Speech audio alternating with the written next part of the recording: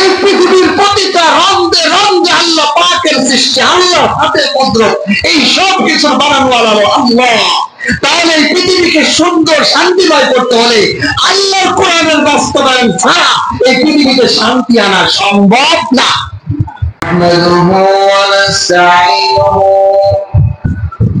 ونستغفره ونؤمن به ونتوكل عليه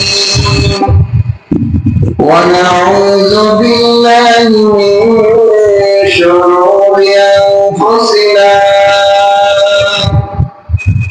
ومن سيئات أعمالنا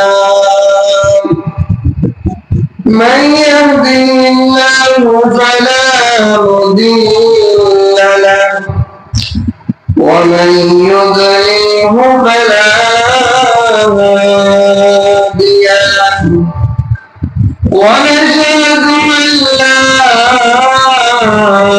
إله إلا الله لا خالق إلا الله ولا مالك إلا الله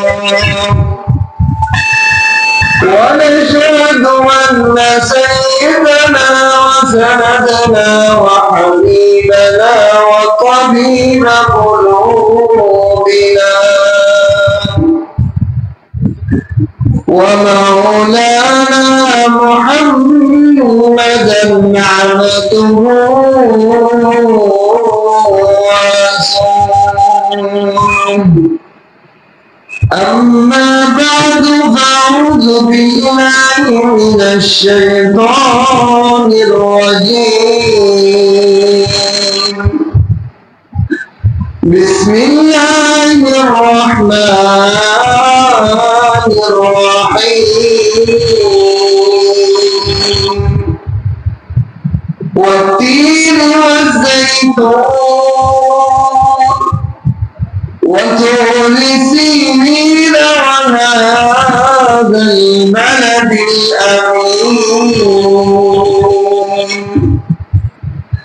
لقد خلقنا الإنسان في أحسن تقويم ثم رددناه أسفل سافلين إلا الذين آمنوا وعملوا الصالحات فلهم أجر غير ممنون فما يكذبك بعد بالدين أليس الله بأحكم الحاكمين بلى وعلى ذلك من الشاهدين قال النبي صلى الله عليه وسلم إن الله خلق آدم على صورته أو كما قال عليه الصلاة والسلام بارك الله لنا ولكم في القرآن العظيم ونفعنا وإياكم بالآيات والذكر الحكيم سبحانك لا علم لنا إلا ما علمتنا إنك أنت العليم الحكيم ربي زدني علما ربي زدني علما ربي اشرح لي صدري ويسر لي أمري واحلل عقدة من لساني يفقهوا قولي আল্লাহ তাআলা লাখ কোটি শুকর সুজুদ যে মহান রব্বুল আলামিন আমাদেরকে দয়া করে মায়া করে জুমার আযানের সাথে সাথে আল্লাহ মসজিদে উপস্থিত হওয়ার জন্য তৌফিক দান করেছেন। এই জন্য কালিমাতুশ শুকর আদায় করে আলহামদুলিল্লাহ। খুতবা এবং দুরূদের পরে আমি কোরআনে কারীমের 30 নম্বর পারা ছোট্ট একখানা সূরা তেলাওয়াত করেছি। এই সূরাটার নাম হলো সূরাতুত তিন। যেহেতু এই সূরার প্রথম শব্দ হলো তিন, এই জন্য আল্লাহ তাআলা এই সূরার নামকরণ করেছেন তিন। এই সূরার মধ্যে আল্লাহ তাআলা চারটা মূল্যবান দামি জিনিসের কসম খেয়েছে। এক নম্বরে আল্লাহ তাআলা বলেন ওয়া তিন। তিন অর্থ হলো আনজির বা ডুমর। আমাদের দেশে যেটা বন্য ডুমর বনে হয়, কোন মানুষ চাষ করা ছাড়াই এটা বা জঙ্গলের মধ্যে উৎপাদিত হয়। কিন্তু সৌদি আরব, ইয়ামান, সিরিয়া এই সমস্ত রাষ্ট্রে এই তিন একটা দামি ফল। এমন একটা ফল যেই ফলের মধ্যে পোকা ধরে না। বিভিন্ন প্রকারের ফল আছে যার পোক হয়, পচন ধরে, কিন্তু তিন ফলটা একটু ব্যতিক্রম। ওটা পোকামাকড় থেকে একটু নিরাপদ। আল্লাহ তাআলা এই তিনের কসম খেয়েছে। তিন। দুই নম্বরে জাইতুন। জাইতুনও একটা ফল যা বিচি থেকে, আটি থেকে তেল উৎপাদন হয় এবং অনেক দামি একটি তেল। এই তেল হাজার রোগের ওষুধ। এই তিনের তেলের কসম আল্লাহ তাআলা খেয়েছে জাইতুনের। তিন নম্বর আল্লাহ তাআলা তুরে সিনিন। তুরে সিনিন সিনাই পর্বতে অবস্থিত তুরে পাহাড়ের কসম খেয়েছে। এই পাহাড়ও পৃথিবীর অন্যান্য সকল পাহাড় থেকে দামি। কেন দামি? এর ঘটনা আসবে সামনে ইনশাআল্লাহ। যে হযরত মূসা আলাইহিস সালাতু ওয়াস সালাম এই তুর পর্বতেই আল্লাহর সাথে কথোপকথন করেছেন। বলেন সুবহান। ডাইরেক্ট আল্লাহর সাথে কথোপকথন খাওয়া সেই স্থানটা হলো তুর পাহাড়। 4 নম্বরে আল্লাহ তাআলা কসম খেয়েছেন ওয়া হাযাল বালাদিল আমিন। নিরাপদ শহর, যেখানে হিংস্র প্রাণী, শত্রু, দুশমন যত ধরনের মানুষই যাক না কেন, ওমান দাখালা কানা আমিনা। এই শহরে যেই প্রবেশ করবে সেই নিরাপদ, তাকে কেউ আঘাত করার অনুমতি নেই। আল্লাহু আকবার। এটা মক্কা নগরীর দিকে ইঙ্গিত করা হয়েছে। একমাত্র শহর যেটা নিরাপদ শহর, যেখানে একটা মশাও মারা যাবে, কোন প্রাণীকে হত্যা করা নিষেধ। এখানে আল্লাহ তাআলার পক্ষ থেকে ডাইরেক্ট আয়াত, ডাইরেক্ট হুকুম, এখানে যে প্রবেশ করলো সে নিরাপদ, তাকে আঘাত করা, আক্রমণ করা, হত্যা করা নিষেধ। আল্লাহ তাআলা এই চারটা জিনিসের কসম খেয়েছে। কসম খেয়ে আল্লাহ তাআলা বলেন লাকাদ খালাকনাল ইনসানা ফি আহসানি তাকওয়িম। অবশ্যই অবশ্যই আমি আল্লাহ মানুষকে বানিয়েছি উত্তম এবং পরিমিত আকৃতিতে। পৃথিবীর সর্বশ্রেষ্ঠ অবয়ব, সর্বশ্রেষ্ঠ আকৃতি, সর্বশ্রেষ্ঠ দেহবয় দিয়ে আল্লাহ তাআলা মানুষকে সৃষ্টি করেছেন। বলেন সুবহান। এই চারটা জিনিসের কসমের সাথে মানুষ সৃষ্টির সংযোগ কেন আল্লাহ ঘটাইলেন? এর ভিতর রহস্য আছে।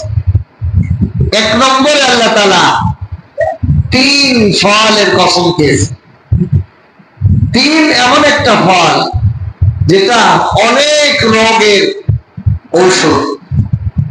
এই 3 ফল যা মুফাসসির ইকরাম লিখেছেন, যার মধ্যে পোকা ধরে না, সে নিজেই নিজেকে পোকা থেকে বাঁচায়, তার কসম খেয়ে আল্লাহ তাআলা বুঝাইলেন দেখো ফল তো অনেক প্রকার আছে, অনেক প্রকারের ফল, যেগুলোর মধ্যে পোকা ধরে তার ফল সে নিজেকে পোকার হাত থেকে বাঁচাইতে পারে না। কিন্তু ও মানুষ, তোমাকে আমি এমন বানিয়েছি, তোমার মধ্যে দোনো প্রকারের যোগ্যতা আছে। বলেন সুবহানাল্লাহ। তোমাকে এমন বানিয়েছি, তোমাকে উত্তমতার শ্রেষ্ঠত্ব বানিয়েছি। তুমি যদি এই পোকা ভুলে ধরা শয়তানের নফসের আম্মারাতের পোকা থেকে নিজেকে বাঁচাইতে পারো, নিজেকে এটার থেকে হেফাজত করতে পারো, তিন ফল যেমন দামি, তোমাকে এরকম দামি বানিয়ে দেবো। বলেন সুবহানাল্লাহ। 2 নম্বর আল্লাহ তাআলা বলেন জাইতুন এমন এক তেল, আল্লাহ রাসূল সাল্লাল্লাহু আলাইহি সাল্লাম এই তেলটা শুধু তেল হিসেবে ব্যবহার হয় না, জাইতুনের ফল খায় মানুষ, জাইতুন কা খাদ্য, তেল, ঔষধ, তিন প্রকারের কাজে ব্যবহৃত হয়। সে শুধু জাইতুন ফল হিসেবেই নয়, এই জাইতুন ফলের মধ্যে 3 ধরনের গুণ আছে। 1 নম্বরে সেটা তরকারি সালাদ হিসেবে খাওয়া যায় ফল, আবার এটার তেল ভাঙিয়ে রান্না করা যায়, রুটি খাওয়া যায় জাইতুনের তেল দিয়ে। জাইতুনের তেল মাথায় ব্যবহার করা যায়, শরীরে ব্যবহার করা যায়, আবার এটা ওষুধ হিসেবে বিভিন্ন চিকিৎসার কাজেও লাগে। আল্লাহ তাআলা জাইতুনের কসমকে বুঝাইলেন, ও মানুষ, তোমাকেও আমি সবচেয়ে উত্তম আকৃতি দামি হিসেবে বানিয়েছি, তুমি সমস্ত মানুষের উপকারার্থে কাজ করবে। তুমি এমন কাজ করবে যে তোমার দ্বারা মানুষ চতুর্দিক থেকে সমস্ত মানুষ, সমস্ত জীব জানোয়ার, পশু পাখি বলতে উপকার। তুমি এমন নয় আরেকজনের জন্য হুমকির সম্মুখীন হবে। তোমার কথা কাজে উঠা বসায় যদি অন্য কোনো মাখলুক কষ্ট না পায়, মানুষ তো পাওয়া দূরের কথা, অন্য কোন জীব জানোয়ারও যেন কষ্ট না পায়, তোমাকে আমি সবচেয়ে উত্তম আকৃতিতে বানিয়েছি ও মানুষ। 3 নম্বর আল্লাহ তাআলা তুর সিন ওয়া হাযাল বালাদিল আমিন। ওয়া তুর সিনিন, সিনাই পর্বতে অবস্থিত তুর পাহাড়কে বানিয়েছি। কেমন সম্মানিত পাহাড়, যেই পাহাড়ে আল্লাহ মূসা আলাইহিস সালাতু ওয়াস সালামের সাথে কথোপকথন করেছেন। এই জন্যই মূসা আলাইহিস সালাতু ওয়াস সালামকে কালিমুল্লাহ বলা হয়, আল্লাহর সাথে কথা বলনেওয়ালা। আল্লাহর সাথে কথা, ডাইরেক্ট কথা বলনেওয়ালা। উনি যে কোনো বিষয় আল্লাহর সাথে ডাইরেক্ট কথা বলতে পারতেন, আর এইটার স্থান ছিল তুর পর্বত। আল্লাহ তাআলা বলেন, সমস্ত পাহাড়ের মধ্যে তুর পাহাড়টা দুনিয়ার বুকে সবচেয়ে দামি পাহাড়। এই যে দামি পাহাড়ের কসম খেয়ে বলতেছি, আমি তোমাকে এই পাহাড় থেকেও মানুষ তোমাদেরকে আরো উত্তম বানিয়েছি। বলেন সুবহানাল্লাহ। 4 নম্বর ওয়াহাদাল বালাদিল আমিন, এই মক্কা শহর, এই নিরাপদ শহর, ওয়াহাদা এটা বালাদুল আমিন, নিরাপদ শহর। বালাদ মানে শহর, আমিন মানে নিরাপদ, নিরাপদ শহরের কসম। এই মক্কা নিরাপদ শহরের কসমকে বলতেছি, এখানে যেরকম নিরাপদ, তুমি আল্লাহর বান্দা, তোমাকে আমি মানুষ তোমাদেরকে বানিয়েছি, এই শহরকে যেরকম দামি বানিয়েছি নিরাপদ দিয়ে, তুমি মানুষও সমস্ত মাখলুকাতের জন্য নিরাপত্তার প্রতিনিধি, খলিফা হিসেবে, আমার প্রতিনিধি হিসেবে তোমাকে বানিয়েছি। সুবহানাল্লাহ। আল্লাহ তাআলা এই 4টা জিনিসের কসমকে বলেন, লাকাদ খালাকনাল ইনসানা ফি আহসানি তাকওয়িম, নিশ্চয়ই আমি মানুষকে সৃষ্টি করেছি। খলাকনা, আমি বানিয়েছি, ইনসান মানুষকে, ফি আহসানি তাকওয়িম, সবচেয়ে উত্তম আমলে, পরিপূর্ণ সৌন্দর্য, আহসান সবচেয়ে উত্তম আকৃতিতে, সৌন্দর্যে আমি মানুষকে বানিয়েছি। দেখেন, অন্য কোন প্রাণীকে আল্লাহ কথা বলার যোগ্যতা দেন, এটা মানুষকে দিয়েছে। জ্ঞান অর্জনের সিস্টেম, মেধা, বিবেক, আকল, এটা অন্য কোন প্রাণীকে দেই। এই জন্য অন্য কোন প্রাণী আকল খাটাইতে পারে না, অনেক কাজ এসে ভুল করে ফেলে। কিন্তু মানুষের ভিতর বিবেক বুদ্ধি দিয়েছেন এবং মানুষকে এমন একটা বডি দান করছেন, সারা পৃথিবীর কোন প্রাণীর মধ্যে মানুষের বডির সাথে মেলে না। মানুষের বডির সিস্টেমটা একটু ভিন্ন এবং মানুষকে আল্লাহ তাআলা সমস্ত প্রাণীর থেকে সবচেয়ে উত্তম বডি দান করছে, উত্তম চেহারা দান করছে। সেই মানুষটা হোক কালো, হোক শ্যামলা, হোক তার নাক বোসা, হোক তার কান দেখা, হোক তার অন্য জিনিস। দেখেন, সৌন্দর্যের মাপকাঠি কি আমরা অনেক সময় বুঝি না।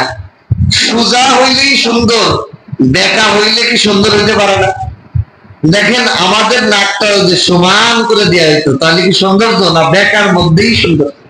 সুবহান আল্লাহ তাআলা আমাদের কান বানিয়েছেন, এই কানটা যদি আয়রন দিয়ে ইস্ত্রি দিয়ে ধুইলে সমান করে ফেলানো যায়, আমার আপনার কান বয়রা হয়ে যাবে। বিজ্ঞান বলে যে মানুষের কথার যে বাতাসের তরঙ্গ, এইটা যখন আমার আপনার কানের এই পাতার মধ্যে বেকার মধ্যে এসে লাগে, তখন এই প্যাচের মধ্যে যে ঘুরে ঘুরে ঘুরে ঘুরে শক্তিটা কমে যায়। একটা জোরের জিনিস আইসে যদি প্যাচ খায়, ঘুরে উল্লি খায়, তখন এটার স্পিডটা কমে যায়।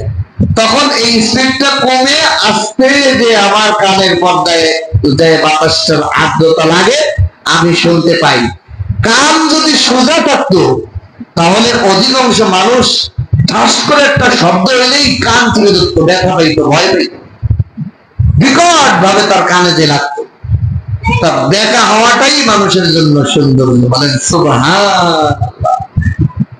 আল্লাহ তাআলা প্রতিটা জিনিস এরকম সৌন্দর্য বানিয়েছেন, গভীর ভাবে চিন্তা করলে অনেক দেখা জিনিস সবচেয়ে সুন্দর, অনেক বিশ্রী জিনিস অনেক সুন্দর। সুন্দর মানেই সব সোজা আর সাদা হওয়ার মধ্যে সুন্দরের সংজ্ঞা আটটা নয়, সীমাবদ্ধ নয়। সৌন্দর্যের সৌন্দর্যের সংজ্ঞা পরিমিত, পরিদিষ্ট। আপনি দেখবেন বিশ্ব সুন্দরী যে প্রতিযোগিতা হয়, অনেক সময় দেখা যায় বিশ্ব সুন্দরী রূপসী যারা দেখা যায় তারা দেখতে অত ভালো দেখা যায়, কিন্তু সে বিশ্ব সুন্দরী চান্স পায় কেন?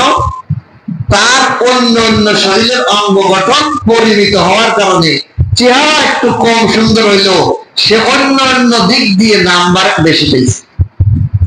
তা আল্লাহ তাআলা মানুষকে সবচেয়ে উত্তম আকৃতিকে বানিয়েছে। লাকাদ খালাকনাল ইনসানা ফি আহসানি তাকওয়িম। এজন্য রাসূলুল্লাহ সাল্লাল্লাহু আলাইহি ওয়াসাল্লাম হাদিসের মধ্যে বলেন, قال النبي صلى الله عليه وسلم إن الله خلق آدم على صورته। আল্লাহ তাআলা বলেন, আমি আদমকে আমার নিজ আকৃতিতে বানিয়েছি। আমি আল্লাহ নিজের আকৃতিতে আদমকে বানিয়েছি। এখন আপনাদের একটা প্রশ্ন হইতে পারে, তাহলে আদম আলাইহিস সালাম কি আল্লাহ কি আদম আলাইহিস সালাম তো দেখতে না?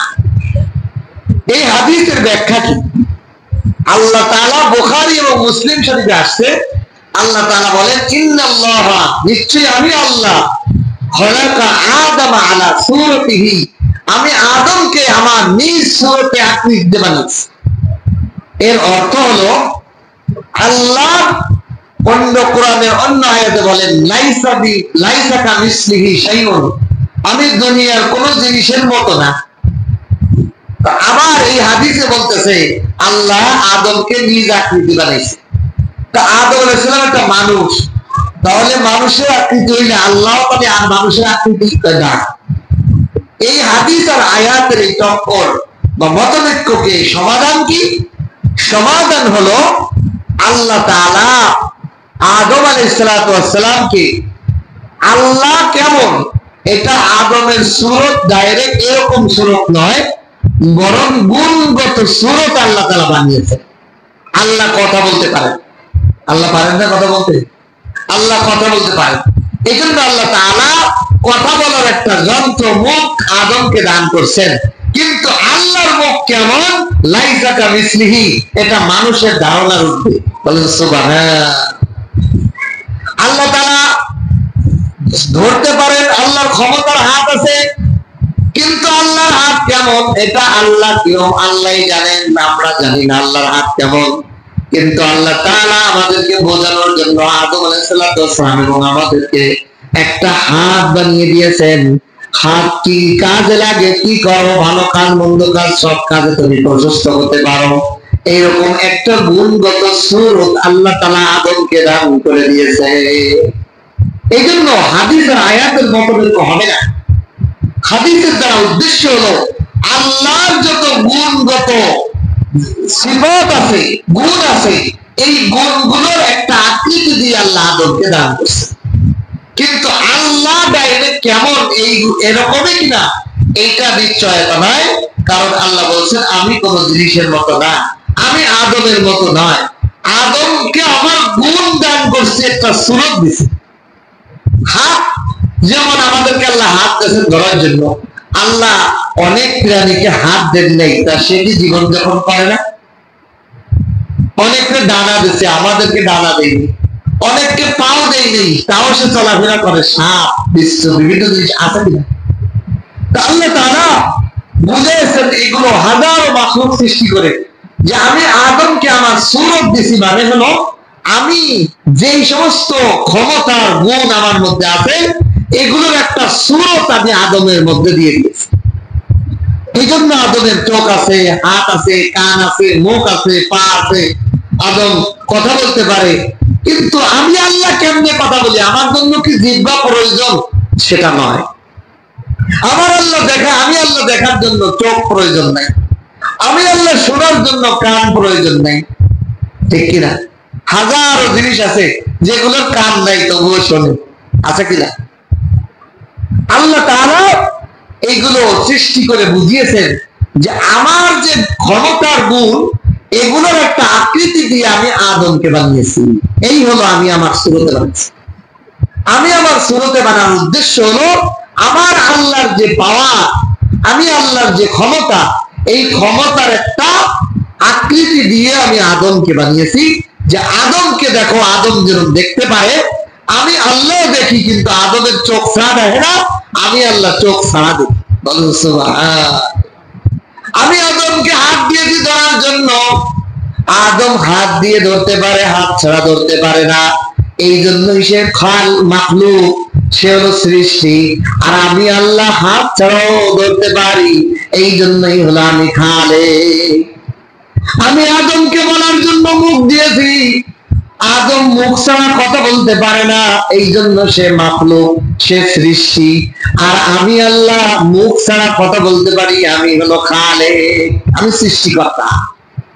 আমার আর তার মধ্যে পার্থক্য এটা। এই জন্য আমি আমার কুদরতি ক্ষমতা বহিঃপ্রকাশ ঘটিয়েছি আদমকে বানিয়ে। বলেন সুবহানাল্লাহ।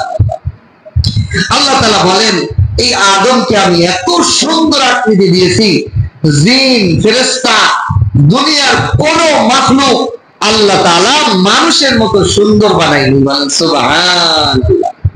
যদিও আমরা একটা মানুষকে সুন্দর দেখলি কই ফেরেশতার মতো, একটা মেয়েকে সুন্দর দেখলি বলি যে পরীর মতো সুন্দর, কিন্তু আসলে মানুষের সৌন্দর্যের সামনে কোন মাখলুকের সৌন্দর্য দেখবে না।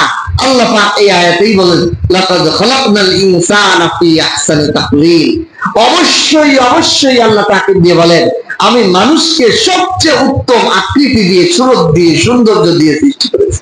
বলেন সুবহানাল্লাহ।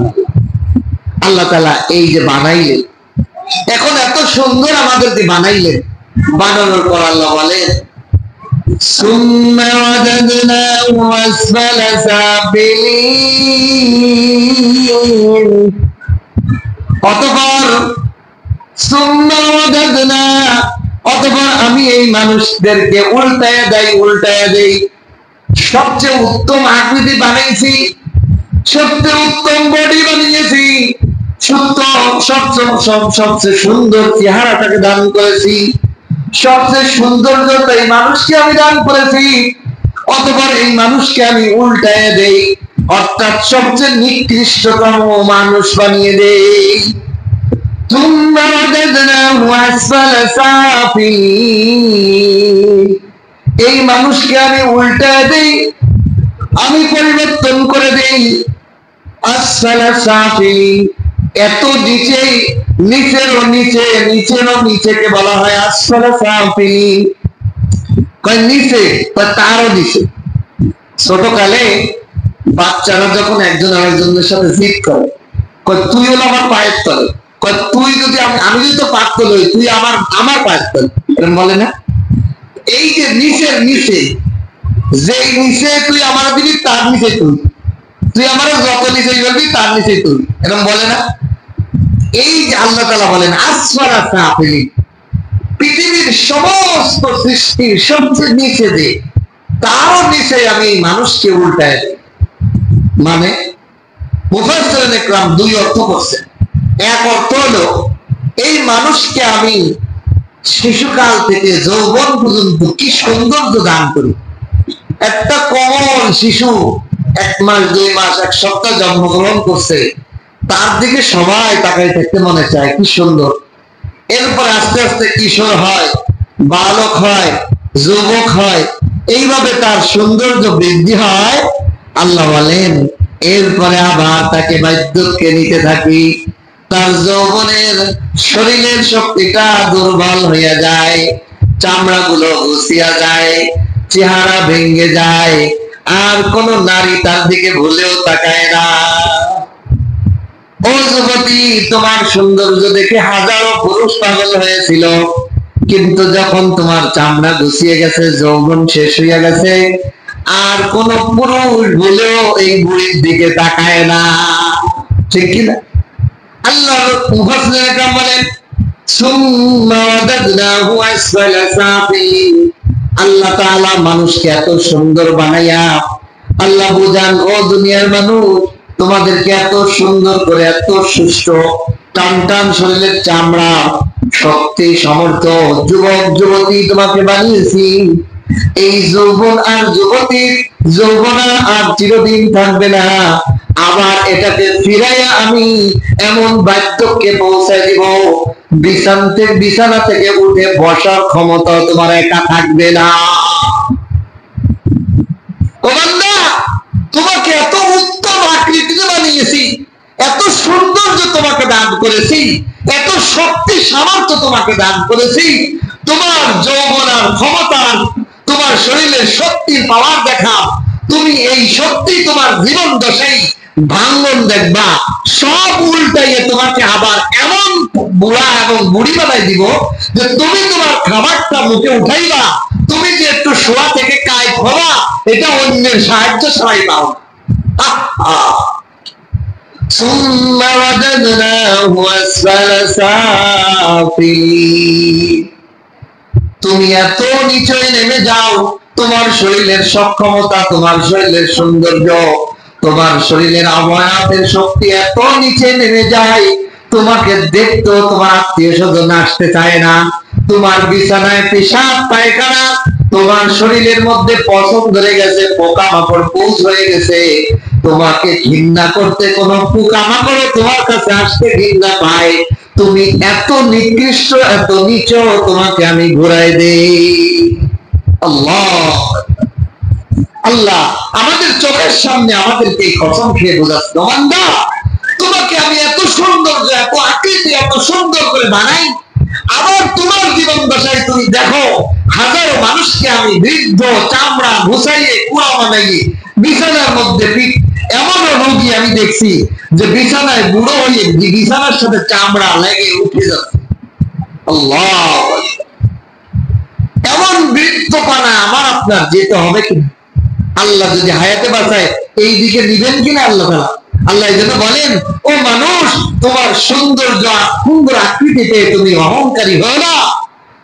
সুম্মা রাদাদনাহু আসফালা সাফিলিন, আমি তোমাকে এমন বার্ধক্যে পৌঁছে দিব যে তোমার চামড়াগুলো বিছানায় টাইনে ধরবে, তোমার শরীরের সাথে লেগে থাকবে না, আলাদা হয়ে যাবে। বলেন নাউযুবিল্লাহ। আল্লাহ আমাদেরকে পানা দাও।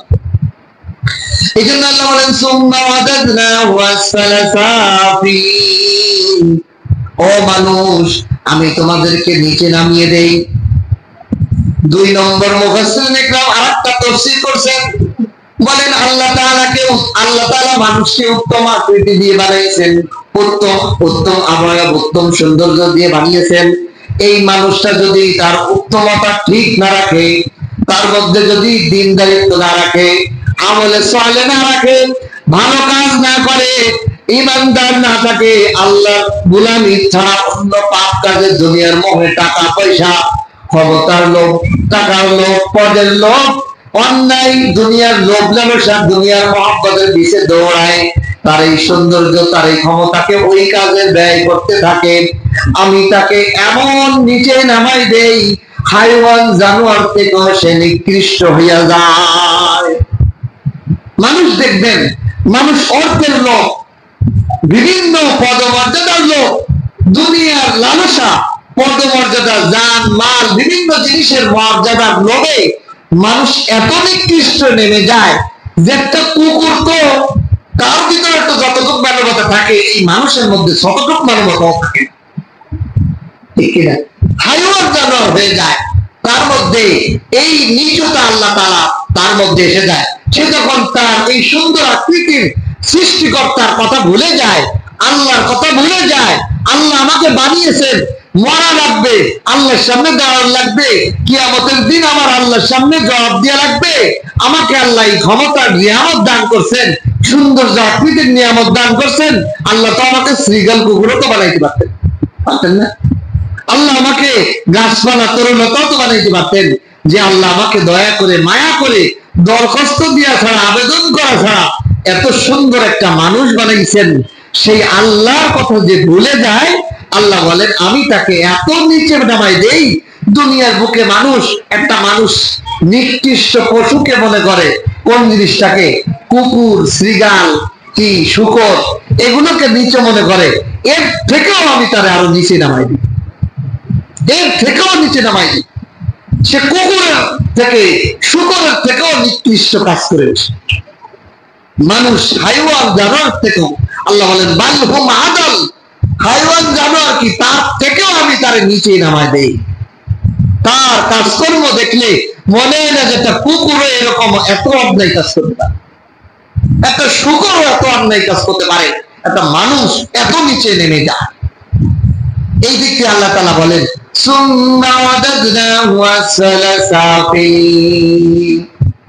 আমি মানুষকে এত নিকৃষ্ট চরিত্রের দিকে ঢুকায় দেই। আল্লাহ তাআলা বলে দেন আমি করি, এর মানে হলো মানুষ নিজের অপকর্মের কারণে এত নিকৃষ্ট হয়ে যায় যে আল্লাহ তাকে এরকম নিচু বানায় দেয়। সে এখন অবদস্থ হয় যে মানুষ একটা কুকুরকেই পরিমাণ গালি দেয় না, একটা শূকরকে এত গালি দেয় না, তার ওয়াকামের কারণে মানুষ তাকে এই পরিমাণ গালি দেয়। এই জন্য আল্লাহ তাআলা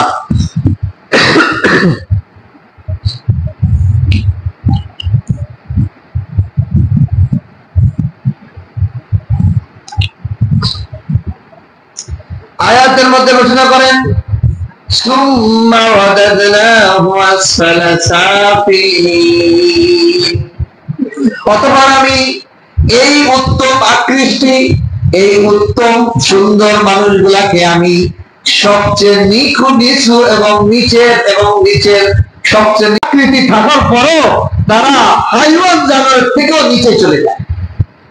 তবে কারা এই ভালো আকৃতিকে ধরে রাখে? 2 গুণ যাদের মধ্যে আছে, তারা এই নিজেদের ভালো আকৃতিটা, ভালো উত্তম সৃষ্টিটাকে ঠিক রাখতে পারবে। আল্লাহ বলেন ইল্লাল্লাযীনা আমানু ওয়া আমিলুস সালিহাত, আমি আল্লাহ মানুষকে উত্তম আকৃতি বানিয়েছি, এই মানুষকে আবার সর্বনিচতার দিকে ঘুরিয়ে দেই।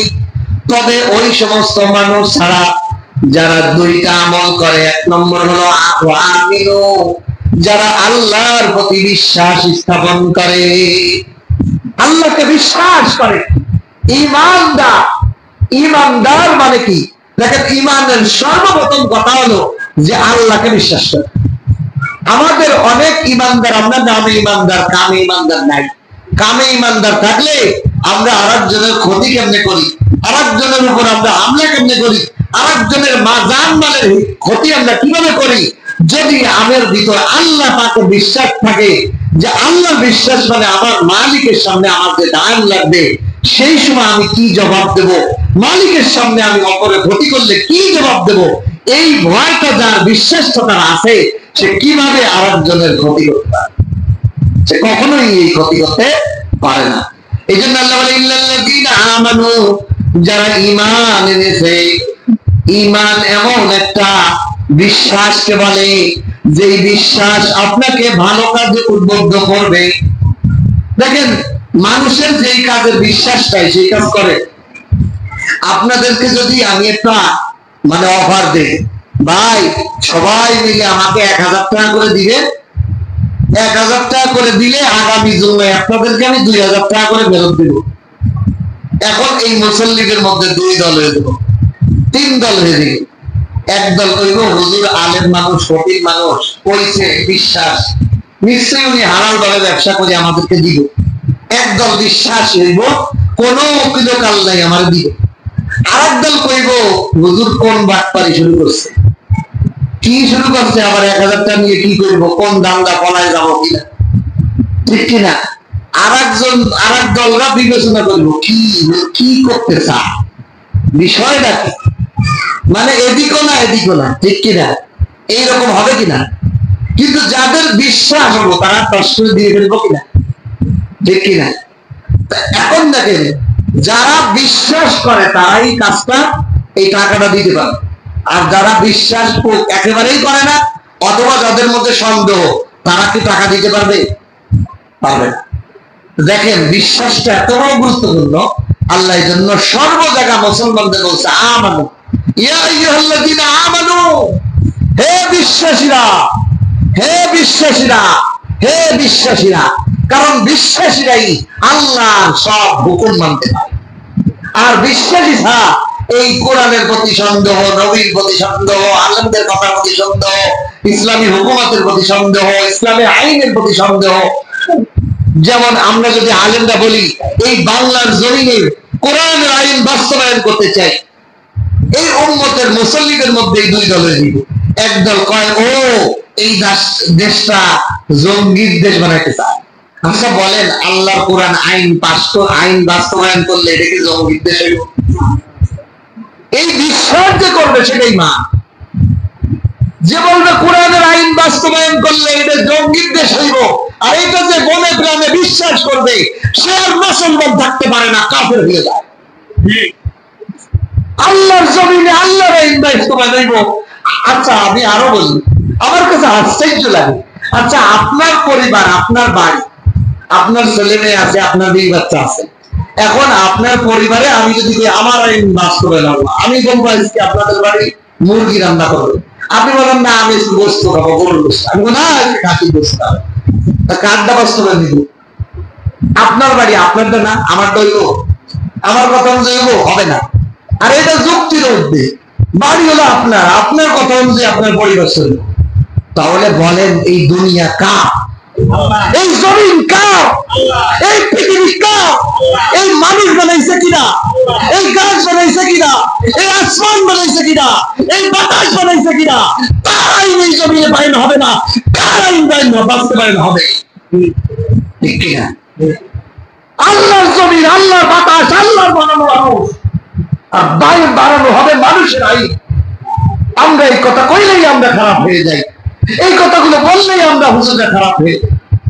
কিভাবে বুঝাবো উম্মতকে, কিভাবে বুঝাবো এই সুশীল সমাজকে যাদের গান্ডা হয়ে গেছে মাথা? আল্লাহর আইন বাস্তবায়ন করালে আল্লাহর বানানো ইঞ্জিনিয়ার, আল্লাহর বানানো রাষ্ট্র, আল্লাহর বানানো মানুষ, আল্লাহর বানানো বাতাস, আল্লাহর বানানো আসমান, আল্লাহর বানানো জমিন, আল্লাহর বানানো বৃষ্টি, আল্লাহর বানানো মাটি, সব আল্লাহর আইন অনুযায়ী বানাইলেই সঠিকভাবে চলবো।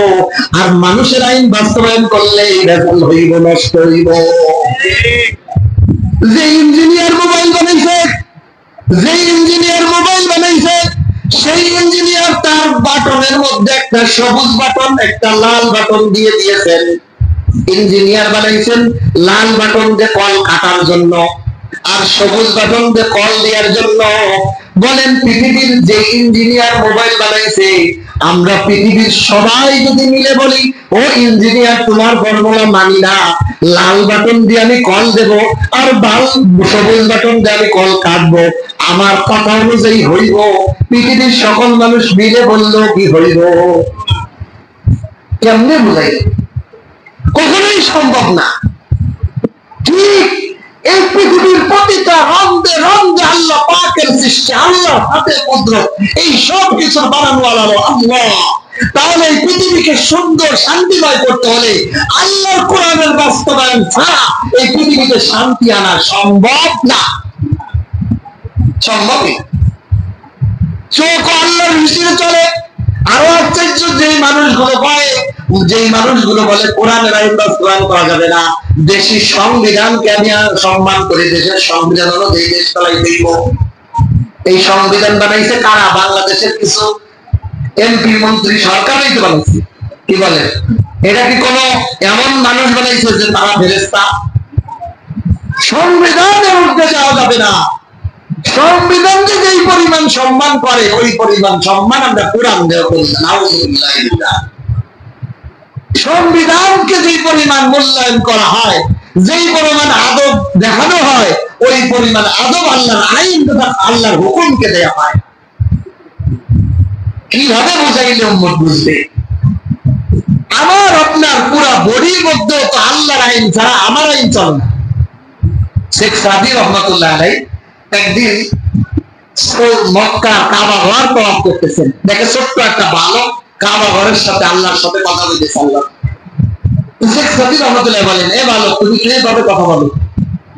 আপনার আল্লাহর পরিচয় জানা হয়েছে? কয় না, আমার আল্লাহর পরিচয় আমি জানা হয়েছে, তোমার হয়েছে নি? আমি আপনার প্রশ্ন করতে আপনি উত্তর। হ্যাঁ, আমি আল্লাহকে চিনছি। কিভাবে চিনছেন?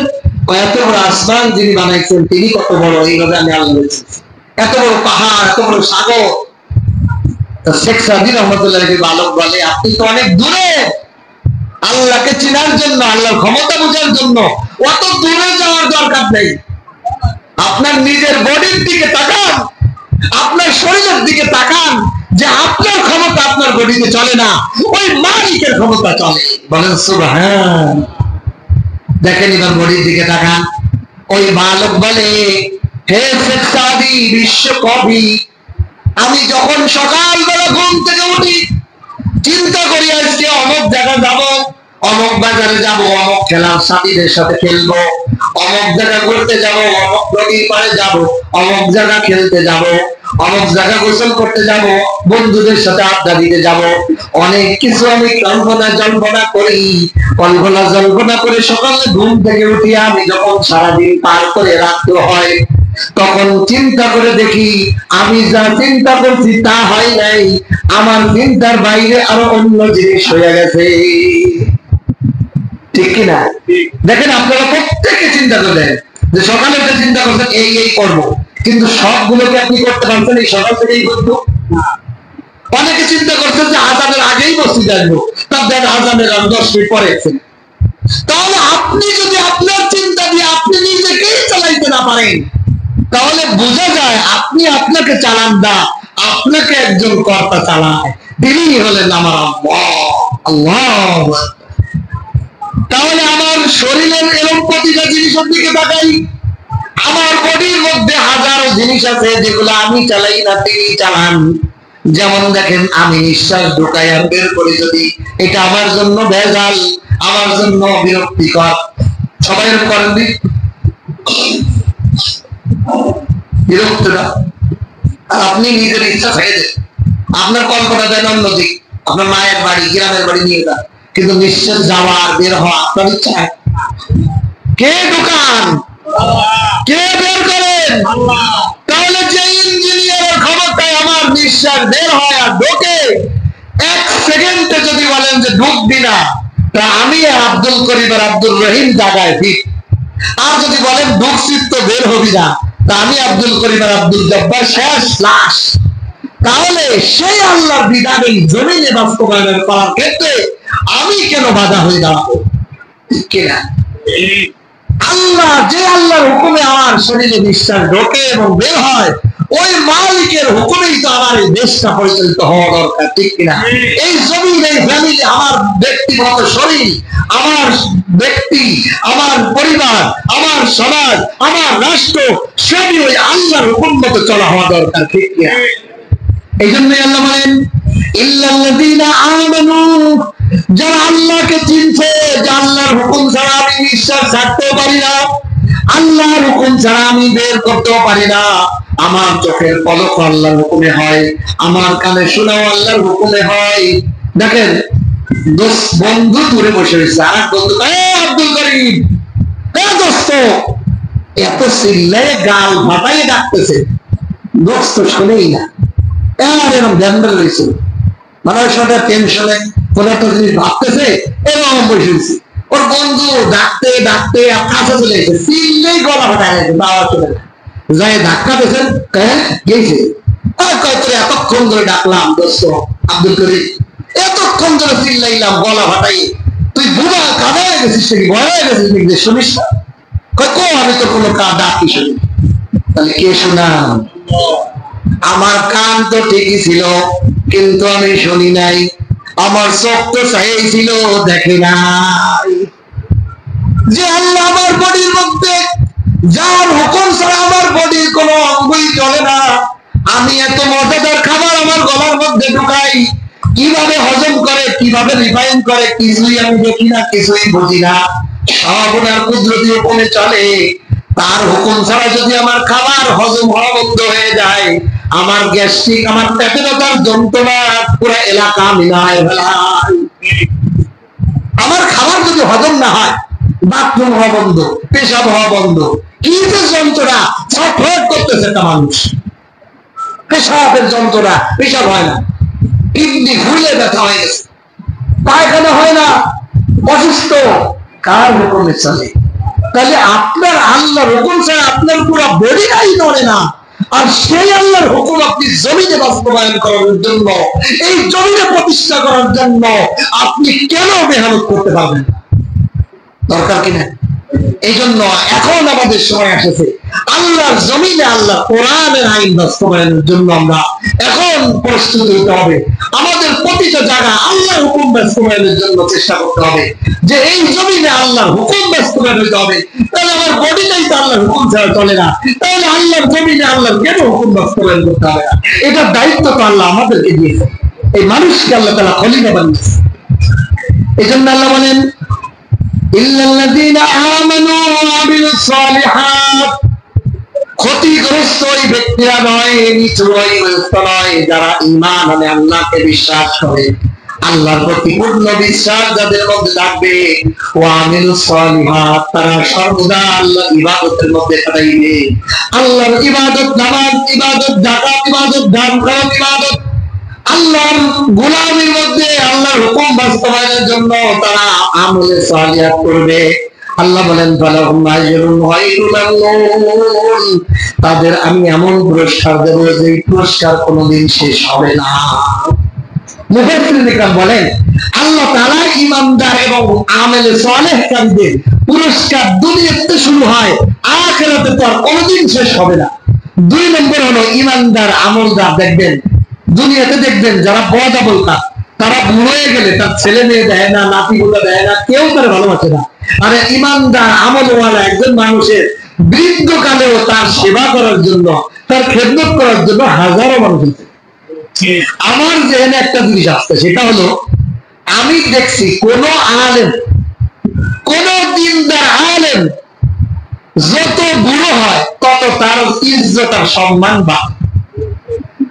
দেখবেন এই যে আহমদ শফী শাহ হুজুর রাহিমাহুল্লাহ তাআলা উনি ইন্তেকাল করেছেন, উনার মৃত্যু পর্যন্ত উনাকে কোন মাদ্রাসাওয়ালারা দিতে পারলে মনে করতো যে এটা আমরা কি পেয়ে গেছি, জান্নাতের কি পেয়ে গেছি, সার্টিফিকেট পেয়ে গেছি, কথার কথা। তারা মনে করতো এত বড় বুজুর্গ করে আমি পেয়ে গেছি, মানে বিশাল কিছু পেয়ে গেছি। তাহলে এত বড় বৃদ্ধ উনি পড়াইতে পারে না, দেখে না ঠিক করে, শোনে না ঠিক করে, কথা বলতে পারে না ঠিক করে, তারপরে ওনার মান কমছে না বাড়ছে? আল্লাহ তাআলা এটাই বলেন ফালাহুম আজরুন গায়রু মামনুন, প্রকৃত ঈমানদার আর আমলে সালেহ যারা করবে তারা বৃদ্ধ মর্যাদা কমে না।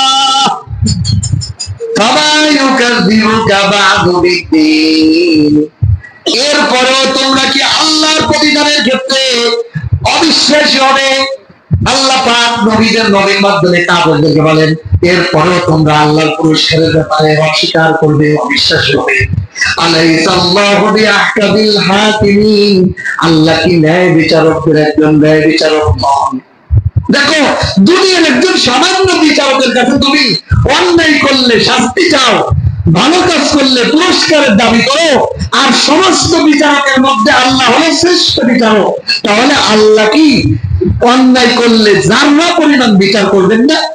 আর ভালো কাজ করলে যারা পরিমাণ ভালো কাজ করলে পুরস্কার দেবেন না? সুতরাং তোমরা হিসাব করে চলো, আল্লাহ তাআলা পুঙ্খানুপুঙ্খানু হিসাব দেবে। শেষ কথা বলে শেষ করবো, আল্লাহ তাআলা কিয়ামতের ময়দানে মানুষের হিসাব দেওয়ার আগে সমস্ত মাখলুকের হিসাব করবেন। মুফাসসিরুন ইকরাম বলেন, সমস্ত মাখলুকের হিসাব কেন করবেন? কয় মাখলুক, এক মাখলুক আর এক মাখলুকের উপর জুলুম করছে না?